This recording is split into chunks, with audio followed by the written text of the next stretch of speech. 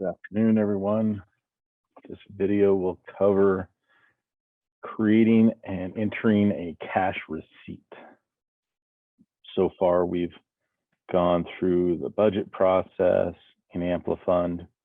We've gone through the reporting period process, the expense creation, and the payment request process. And now we're going to kind of complete the cycle for the reporting period, so to speak, and receive the cash from the payment once you get paid from MBCC. And as you can see, we're on the award details page in AmpliFund. And what we're going to be discussing is right here, the cash that you've received to date. As you can see, we've invoiced, you've got some pending invoices, and this is the amount of approved invoices that are out there through our test award that we've been using throughout this process.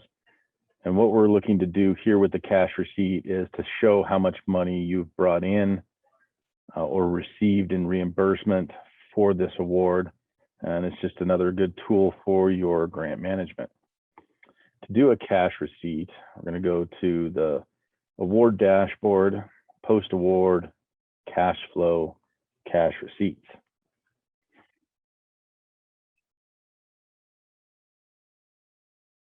On the upper right-hand corner, we're going to hit create.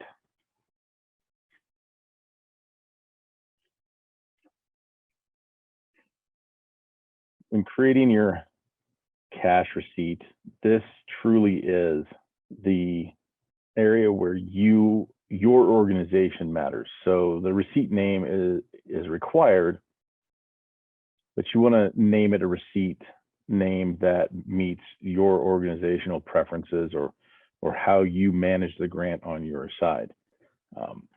So for this instance, we're just going to keep the same approach that we've had so far. We'll leave it at that. Sheet one. Your organization, as you can see, throughout the test, we've had a handful of different organizations that we've put into our organizational list. You'll want to put MBCC or Montana Border Crime Control as an organization that you've received the funds from. The date you received the payment. So if you're entering it today, but let's say you received it on Tuesday, let's put that date. And the amount you received was, $1,500. Payment method is just for you to determine how you received it. If we pay you, if MBCC pays you through EFT, or if we pay you through a check, you could mark either of those. And then the payment reference number. And here is where I would like to continue or finish out the naming convention we've used through the reporting period and payment request process, and that is the award ID and the period ending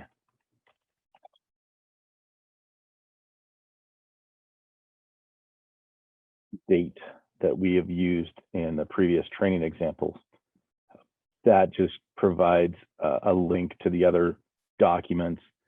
So in the system, you will show closure of this cash receipt through the payment request and through the reporting period that you were paid for those expenses that you claimed and you received the money for it. The GL account, if you've loaded and created your GL account list for your organization, you can identify which GL account this deposit is going, or cash receipt is going against, or deposit. If not, you don't have to put anything in here. It's not, as you can see, there's no asterisk. It's not required. Now the payment request again fills with related payment requests that we have had in the system as we've gone through the training. And that links again back to receiving the payment, the funding for this request. You can add multiples, singular cash receipt for a singular payment request. Write a description. If there's any documents you want to upload with this cash receipt, like a copy of the EFT email or a copy of the check when you receive it, that'd be a good idea to have it as reference, and it'll be loaded with your system. Any description information you want to add in here is fine. Once you're done with that, hit create, and your cash receipt has been successfully saved. It'll show up in your list. And you notice it's got the link to the related payment request that you can go back and see.